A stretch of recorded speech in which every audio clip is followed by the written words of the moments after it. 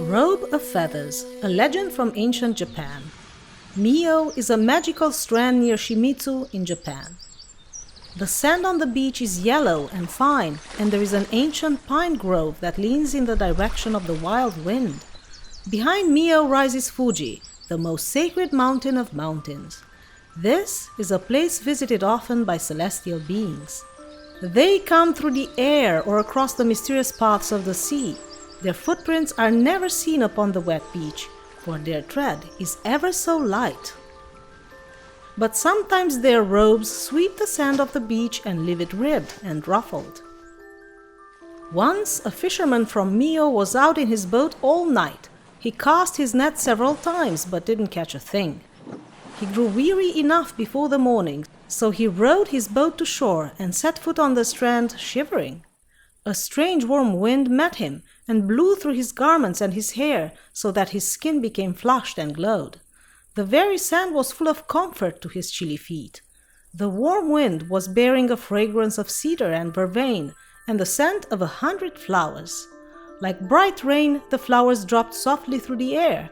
The fisherman stretched out his arms and caught them, lotus here and jasmine and pomegranate there, and all the while sweet music sounded. At first, the fisherman thought he had landed by mistake on a magical island and not his home Miho strand, or that he was dead. But then he looked up and down the beach, and he turned and saw Fuji, the mountain of mountains. Then he knew he was indeed at Miho, and gave a long sigh. Lifting his eyes, he saw a robe of feathers hanging upon the branch of a pine tree.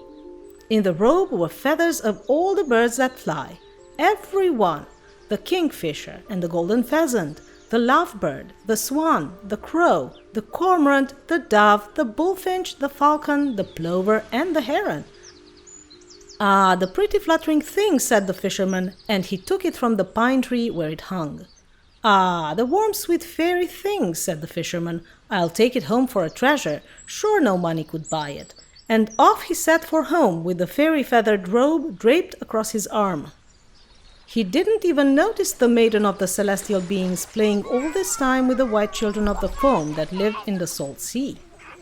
When she looked up through the cold clear water, at once marked that her robe no longer hung on the pine tree branch.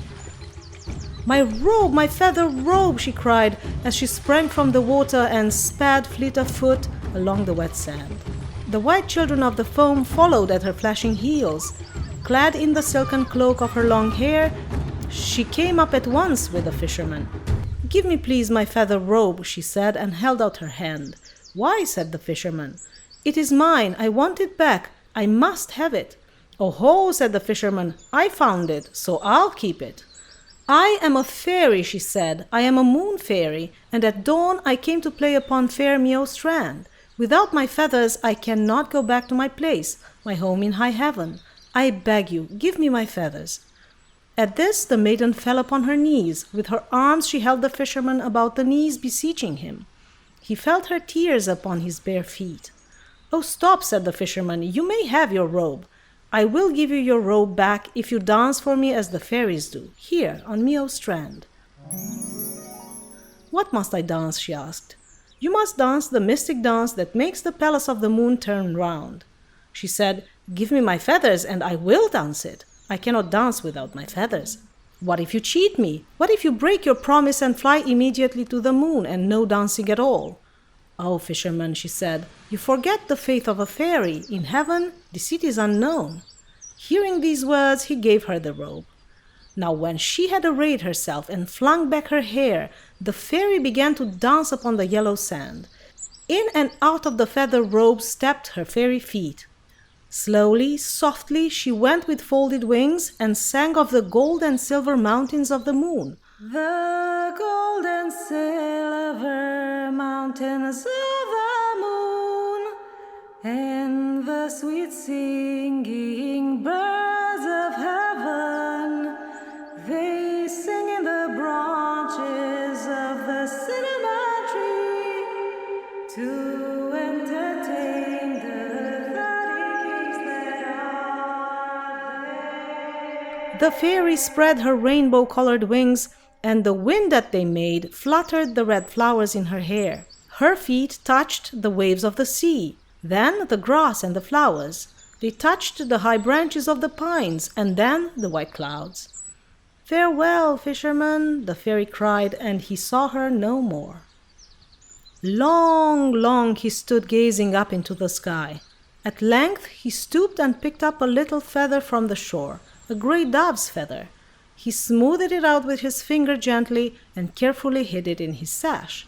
Then he returned to his home. It is said that because the fisherman overcame greed that day on the sands of Miho Strand, the remote village where he lived and all the land around it was blessed for centuries with great abundance. The Hagoromo festival is celebrated in that region of Japan every October to this very day.